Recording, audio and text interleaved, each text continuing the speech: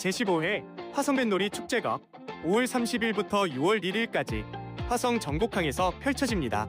요트, 보트 승선은 물론 라틴 DJ 댄스 페스티벌까지 화성 뱃놀이 축제에서 특별한 추억을 만들어보세요. 대한민국 오피니언 리더의 선택, 뉴스 파이팅 김영수입니다.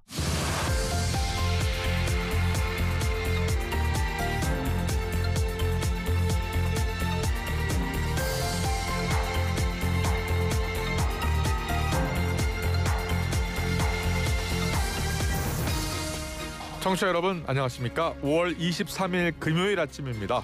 대한민국의 아침을 응원하고 있는 YTN 라디오 뉴스파이팅 김영수입니다. 시작하겠습니다. 대선이 이제 11일 앞으로 다가왔네요. 각종 여론조사에서 보수층이 결집하는 조사가 나타나고 있습니다. 선두를 달리고 있는 이재명 후보와 김문수 후보 간 격차가 줄고 이준석 후보의 지지율이 두 자릿수를 기록한 조사도 나왔습니다. 대구, 경북, 부산, 울산, 경남 등 영남권에서 막판 보수층의 결집이 나타나고 있다는 분석입니다. 오늘은 김문수 후보 비서실장 맡고 있는 김재원 전 최고위원, 또 민주당 중앙선대위원장 있죠? 박지원 의원을 차례로 만나보겠습니다. 잠시 뒤 주요 뉴스 정리해드리는 커버 스토리로 돌아오겠습니다.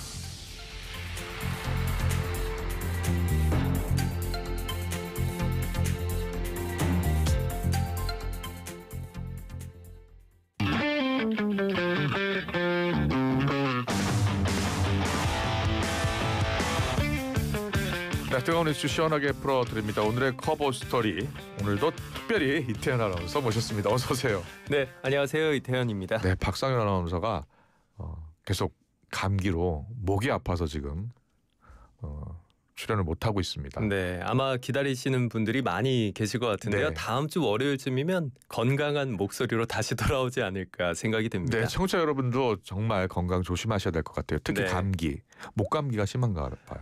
맞아요. 요즘 워낙 일교차가 크기 때문에 저도 지금 뭐 보는 라디오 보시는 분들은 아시겠지만 예. 반팔을 입고 나왔거든요. 근데 아침에 문을 열고 나오자마자 쌀쌀하다라는 생각이 들더라고요. 그래요? 예. 네. 외출하시는 분들 꼭 참고하시기 바랍니다. 자, 오늘 첫 소식은요. 방금 들어온 소식인데 미국이 주한미군 4,500명을 괌 등으로 이전 검토하고 있다는 언론 보도가 나왔어요. 맞습니다. 오늘 새벽 월스트리트 저널이 단독으로 보도한 내용이 속보로 전해져 왔습니다. 네. 미국 국방부가 주한미군 약 4,500여 명을 한국에서 철수하는 방안을 검토하고 있다고 전한 내용인데요. 그래요? 예. 네, 지금 현재 국내에 주둔하고 있는 미군이 주한미군이요, 예. 네, 주한미군이 한 2만 8천여 명 정도 되는데 이 중에 4,500명을 이동시키는 방안을 검토 중이라는 겁니다. 네. 미국 영토인 괌을 비롯해서 인도 태평양 내에 있는 다른 지역으로 이전하는 방안을 마련하고 있다는 거고요. 그래요. 예. 네, 월스트리트 저널은 두 명의 국방부 당국자의 말을 인용해서 이런 구상이 북한 문제에 대한 비공식 정책 검토의 일환으로 준비되고 있다고 설명했습니다. 네. 그런데 이게 아직 트럼프 대통령에게는 전달되지 않았다고 하고요. 고위 관리들이 논의하고 있는 여러 아이디어 가운데 하나라고 덧붙였습니다. 국방부 대변인은 주한미군 철수 논의에 대한 질문에 대해서 예. 어떤 정책 발표도 하지 않았다고 밝혔는데요. 피트 응우엔 미 국가안보회의 대변인은 주한미군 철수 문제에 대해서는 언급하지 않고요. 예. 다만 트럼프 대통령은 북한의 완전한 비핵화에 전념하고 있다고 말했습니다. 월스트리트 저널은 한국 국방부에 관련 내용을 물었지만 입장을 거부했다고 밝혔습니다. 네. 아직 백악관에 공식 발표가 있는 것은 아니고요. 보면 두 명의 국방부 당국자의 말을 인용한 것으로 보아서는 국방부에서 논의가 진행되고 있는 것은 맞는 것 같아요. 네. 그런데 트럼프 대통령이 첫 임기 때부터 주한미군 병력 감축 가능성을 밝혀왔었잖아요. 맞습니다. 지난 1월 취임 직후에도 주한미군 감축 가능성을 계속해서 밝혀왔죠. 예. 집권 2기 첫 의회 연설에서도 미국은 군사적으로 한국에 많은 도움을 주고 있는데 예. 한국의 평균 관세가 미국의 관세보다 4배 더 높다면서 비판하기도 했습니다. 그러면서 방위비 조정 가능성을 시사하기도 했는데요. 트럼프는 첫 임기부터 약 2만 8,500여 명의 주한미군이 있는 한국에서 미국의 입지를 변경하는 걸 계속해서 고려해 온 겁니다. 네. 하지만 지난달 10일 하원 청문회에 출석한 인도태평양 사령관과 주한미군 사령관은 주한미군 감축에 반대해 왔는데요. 주한미군 감축으로 동북아에서 분쟁이 일어나면 중국과 러시아까지 끌어들일 수 있다는 이유에서였습니다. 예. 월스트리트 저널은 트럼프 행정부가 주한미군 철수를 고려할 경우에 미군과 긴밀하게 공조하는 한국과 일본, 필리핀 등 인도태평양 국가들을 불안하게 만들 거라고 분석했고요. 예. 또 우크라이나 전쟁의 분명한 방향이 나오기 전까지는 주한미군 등 병력 수준에 대한 결정이 내려지지 않을 거라고 해석하기도 했습니다. 네. 우리 국방부도 추가로 확인이 필요한 내용입니다. 잘 들었고요. 자, 개혁신당 이준석 후보 어제 긴급 기자회견 열었잖아요. 단일화는 없다 이렇게 했어요. 네, 이번 대선 끝까지 이준석 개혁신당의 이름으로 반드시 승리할 거다라는 공식 입장을 내비쳤습니다. 네. 그러면서 이제 한 얘기 중에 인상 깊었던 게 국민이 받아볼 투표용지에 기호 4번 개혁신당 이준석의 이름이 선명히 보일 거다. 그러니까 꼭 여기에 투표를 해달라라는 예. 이야기를 전달을 했는데요. 네. 그간 국민의힘 김문수 후보와의 단일화는 없다는 입장에도 투표용지 인쇄일인 25일을 앞두고 국민의힘의 단일화 구애가 계속돼 왔었죠. 그런데 여기에 대해서 또다시 한번 명확하게 선을 그은 겁니다. 네. 그러면서 이 후보는 외부 회유와 압력에도 흔들리지 않는 건 꼭 만들고 싶은 대한민국이 있기 때문이라고 이야기를 했는데요. 네네. 노무현 전 대통령 서거 16주기를 맞아서 예. 언제나 정면 돌파를 선택했던 노 전 대통령처럼 이번엔 이준석으로 정면 돌파를 시도해달라라고 호소한 겁니다. 예. 이후에 기자들과 만난 자리가 있었는데요. 이 자리에서 이준석 후보는 며칠간 자신에게 단일화를 운운하면서 국민의힘이 한 행위는 굉장히 모욕적이고 선거를 비전이 아닌 난장판으로 만들려는 시도였다라고 비판하기도 했습니다. 네. 그러면서 국민의힘 당대표 시절을 거론했는데요. 당시 자신에게 상스러운 문자를 보내고 자살을 종용하던 분들이 이제는 읍소에 협박까지 하고 있다면서 이런 감정선을 가진 분들과 어떻게 같이 일을 도모하겠냐고 반문하기도 했습니다. 네. 자, 어제 개혁신당 이준석 후보의 기자회견을 김문수 후보 측은 또 어떻게 보고 있는지 잠시 뒤에 또 김재원 전 최고위원 지금 비서실장 맡고 있죠. 물어보겠습니다. 자, 그런데 국민의힘이요 지금 계파 갈등 양상이 나타나고 있는 것 같아요. 친윤계, 친한계. 그 친윤계 당권 거래설 때문이죠. 네, 맞습니다. 좀 내용이 있는 모습인데요. 네. 친윤계와 친한계 사이에서 계파 갈등 조짐이 드러나고 있다라는 해석이 많이 나오고 있습니다. 네. 최근 친윤계 당권 거래설이 좀 나왔었잖아요. 이동훈 개혁신당 선대위 공보단장이 요즘 국민의힘 인사들이 이준석 후보 측에 단일화를 하자면서 전화를 많이 걸어온다라면서 대부분 이렇게 연락을 해오는 사람들이 친윤계 인사라고 이야기를 했습니다. 네. 그리고 이런 국민의힘 관계자들이 당권을 줄 테니까 단일화를 하자, 들어와서 당을 먹어라라는 식의 말을 한다는 내용의 글을 자신의 SNS에 올리면서 논란이 되고 있는 상황인 건데요. 예. 한동훈 전 대표를 비롯한 친한계는 친윤계를 향해서 날선 비판을 쏟아내고 있습니다. 한동훈 전 대표 자신의 SNS에다가 글을 썼습니다. 네. 친윤들이 다른 당에 우리 국민의힘에 당권을 주겠다고 했다는 이 다른 당의 폭로가 나왔는데도 친윤들은 사실이 아니라고 부인하는 입장도 안 낸다. 아니 이건 못 내는 거다라고 썼고요. 예. 친윤들이 자기들 살자고 우리 당을 통째로 팔아넘기겠다는 걸 당원들이 그리고 지지자들이 그냥 두고 보실 것 같냐라면서 이번 대선은 이런 친윤의 구태를 청산하는 혁신의 장이 돼야 한다고 주장했습니다. 이와 관련해서 이준석 후보도 또 입장을 냈는데요. 네. 당권을 주겠다는 사람도 없었을 뿐더러 내가 알기로는 당에서 역할을 해달라 그러면 우리가 돕겠다 정도의 취지인 걸로 알고 있다라고 선을 그었습니다. 아, 그래요? 예. 네. 그럼 개혁신당 선대위 공보단장하고 좀 다른 내용인 것 같기도 하네요. 네, 그래서 이게 지금 뭔가 이준석 후보를 중간에 두고 예. 친윤계와 친한계가 서로 기싸움을 하고 있으니까 네. 거기에 대해서 이준석 후보는 살짝 한 발을 빼는 느낌입니다. 예. 네, 이후에 한 전 대표가 또 자신의 SNS에다가 승리를 위한 단일화에 찬성하지만 친윤 구태들의 숙주 찾기용 단일화는 반대한다라고 글을 올렸어요. 네. 그리고 기자들과 만나서는 친윤 떨거지라는 표현을 썼는데요.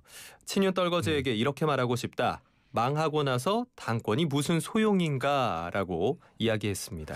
그래요. 자, 그렇다면 당 지도부 또 친윤계 인사들 이런 거래 제안설에 대해서 뭐라고 이야기하고 있습니까? 네, 신동욱 수석 대변인은 친윤계 의원들이 누군지도 잘 모르겠는데 당권을 어떻게 주나라고 반박했습니다. 네. 친윤계에서도 반격 태세를 보이고 있는데요. 예. 한 전 대표가 김 후보 선대위에 합류하지 않은 채 친한계 의원들과 별도로 유세를 벌이는 것도 차기 당권 행보와 무관치 않다는 시선을 보내고 있습니다. 최근에 복당한 장해찬 전 청년 최고위원 SNS에다가 이동훈 공보단장의 말이 사실이라면 단일화를 방해하는 친한계가 대선 패배를 바라면서 해당 행위를 하는 셈이다. 무엇이든 내줄 각오로 단일화를 통해서 대선 승리를 하겠다는 절박한 심정이 문제인가라고 썼고요.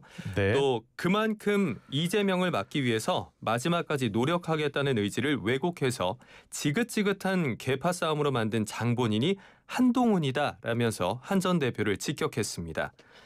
또 나경원 공동선대위원장도 한 전 대표를 두고 스스로 이재명의 트로이 목마가 돼서는 안 된다고도 말했습니다. 네. 친윤계 친한계 갈등 양상이 나타나고 있는 모습까지 봤고요. 자, 공식 선거운동 이제 열 하루 남았잖아요. 네. 각종 여론조사에서 보수층 결집의 모습이 나타나고 있다면서요. 맞습니다. 네. 전체적인 여론조사상 추이를 보면요. 예. 더불어민주당 이재명 후보가 여전히 선두를 유지하고 있습니다. 네. 그런데 국민의힘 김문수 후보가 추격을 하면서 격차를 조금씩 좁히고 있고요. 또 개혁신당 이준석 후보도 상승세를 탄 형국인데요. 그래서 최근 여론조사에서는 이준석 후보가 이제 두 자릿수대 지지율을 보이고 있다라는 예. 보도가 나오고 있습니다. 앞으로 남은 11일간의 후반 레이스에서는 이재명 후보 대세론을 굳히려고 할 거고요. 예. 또 김문수 후보는 막판 역전을 노리면서 보수 후보 단일화를 시도할 걸로 보입니다. 이준석 후보는 완주 의사를 굳힌 만큼 지지율 끌어올리기에 집중할 걸로 보이는데요. 어제 저희가 또 말씀드렸듯이 민주당이 가장 경계하는 것 중에 하나가 낙관론이잖아요. 예. 네, 최근에 예상 득표율이나 낙승 혹은 압승이라는 말을 공개석상에서 언급하지 않도록 공지한 게 대표적인 예이기도 합니다. 예. 이재명 후보도 자신의 SNS에 혹시 나 한 사람 투표 안 한다고 무슨 큰일은 나겠어? 라고 생각하시나? 예. 라면서 네, 투표하지 않는 민주주의는 12.3 계엄에 눈 감고 침묵하는 불의와 다를 바 없다고 강조하면서 반드시 투표해달라고 투표를 독려했고요. 또 국민의힘은 이재명 후보를 방탄 프레임으로 난타하면서 중도층의 반 이재명 정서를 자극하는 한편 이준석 후보와의 단일화를 통해서 막판 역전을 노리겠다는 구상입니다. 네. 물론 이준석 후보가 완주 의지를 재확인했기 때문에 신경전은 앞으로도 당분간 이어질 걸로 보이는데요. 예. 결국 단일화의 1차 시한으로 거론되는 투표용지 인쇄일인 25일 전까지 양측의 신경전은 계속해서 이어지지 않을까 예상이 되고 있습니다. 투표용지 인쇄일 이틀 남았잖아요. 오늘 대선 후보 TV 토론이 열립니다. 이제 사회 분야를 주제로 해서 진행이 되는데요. 네. 김문수, 이준석 후보는 단일화 문제를 놓고 이 자리에서 또 치열한 논쟁을 벌일 가능성이 거론되고 있고요. 예. 이와 함께 두 후보가 선두인 이재명 후보의 사법 리스크와 사법부 겁박 논란을 고리로 협공할 걸로도 전망되고 있습니다. 네. 이에 대해서 이재명 후보 측은 상대 후보를 비방하기보다는 철저히 정책 위주의 토론에 임할 거라는 게 민주당의 설명입니다. 네. 잠시 뒤에 박지원 더불어민주당 공동선대위원장 연결해서 또 추가로 물어보겠습니다. 그리고 더불어민주당이 제기한 쥐기현 부장판사 관련 유흥업소 술접대 의혹 관련해서요. 함익병 개혁신당 공동선대위원장이 한 발언이 논란이 되고 있어요. 네, 함 위원장은 지난 21일 자신의 유튜브 채널 라이브 방송에서 네. 이런 얘기를 했습니다. 이준석 대선 후보 공약을 설명하던 중에 나온 얘기인데요. 민주당이 지귀현 판사가 룸살롱에서 접대를 받았다고 하는데 제 나이 또래면 룸살롱 안 가본 사람이 없다고 봅니다라고 이야기를 한 거예요. 예. 함 위원장은 성직자 빼고 대한민국의 50대 이후 남성이라고 하면 어떻게든지 룸살롱에 다 가본다. 예. 안 갔다고 얘기할 수 있는 사람은 드물다고 본다라고 얘기했고요. 예. 갔다는 게 다만 이게 자랑도 아니고 안 갔다는 게 자랑도 아닌 상황이다라고 하면서 우리 사회 문화가 한때 그러니까 본인 나이 때에는 예. 그랬다라고 덧붙인 겁니다. 네, 이 개혁신당 공동선대위원장이기 때문에요. 개혁신당 이준석 후보는 어떤 입장 냈습니까? 네, 이준석 후보는 하 위원장 개인 유튜브라서 드릴 말씀이 많지는 않지만 개혁신당의 공식 입장은 아니다라고 입장을 밝혔습니다. 예. 지규현 판사 관련 의혹이 빨리 규명되기를 바란다는 취지로 이해하고 싶다고 덧붙였는데요. 이 후보는 발언 자체에 대해서도 당연히 부적절하고 불필요하다고 본다고 이야기를 했습니다. 네. 이런 얘기도 있었는데요. 정치적 인물이 아닌 분들이 당 선거대책기구에 들어와서 활동하고 개혁신당은 이번에 새로운 분위기를 위해서 비정치인 출신 관계자가 많다면서 그분들 발언에 미흡한 부분이 있었다면 그분들을 모신 제가 다시 그런 일이 안 생기게 안내하겠다 이렇게 덧붙이기도 했습니다. 예. 자, 더불어민주당이 지규현 부정판사가 유흥주점에서 삼겹살 먹는 합성 사진 SNS에 올렸다가 삭제를 한 박수영 의원을 경찰에 고발했어요. 네, 민주당은 박 의원을 허위사실 공표죄와 부정선거 운동죄로 고발한다고 밝혔는데요. 네. 민주당 중앙선거관리대책위원회 공명선거법률지원단은 박 의원이 올렸던 사진은 인공지능으로 합성한 사진이라고 지적하면서 실제로 원작자가 해당 사진을 챗 GPT로 생성한 과정을 공개했다고 설명했습니다. 네. 또 이 박수영 의원이 삼겹살 사진이 원본이고 민주당이 공개한 사진은 원본 사진을 잘라낸 거라는 허위 사실을 공표했다라고 이야기를 하면서 예. 이재명 후보를 비난적으로 언급하면서 공격했다고 주장했는데요. 예. 이게 앞서 민주당이 지규현 판사가 직무 관련자로부터 유흥주점에서 접대받았다는 의혹을 제기하면서 그 유흥주점 안에서 지규현 판사가 지인들과 함께 찍은 사진을 근거로 제시했는데 이걸 챗 GPT를 이용해서 조작했다라고 이야기를 하고 있는 겁니다. 네. 지금 시간이 28분이 벌써 됐네요. 오늘의 커버 스토리는 여기서 마무리를 해야 될 것 같습니다. 이태현 아나운서와 함께했습니다. 잘 들었습니다. 고맙습니다. 네, 고맙습니다. 울림이 계속되는 모든 것들을 우리는 명작이라고 부른다. 지금도 시간이 지나도 메레스데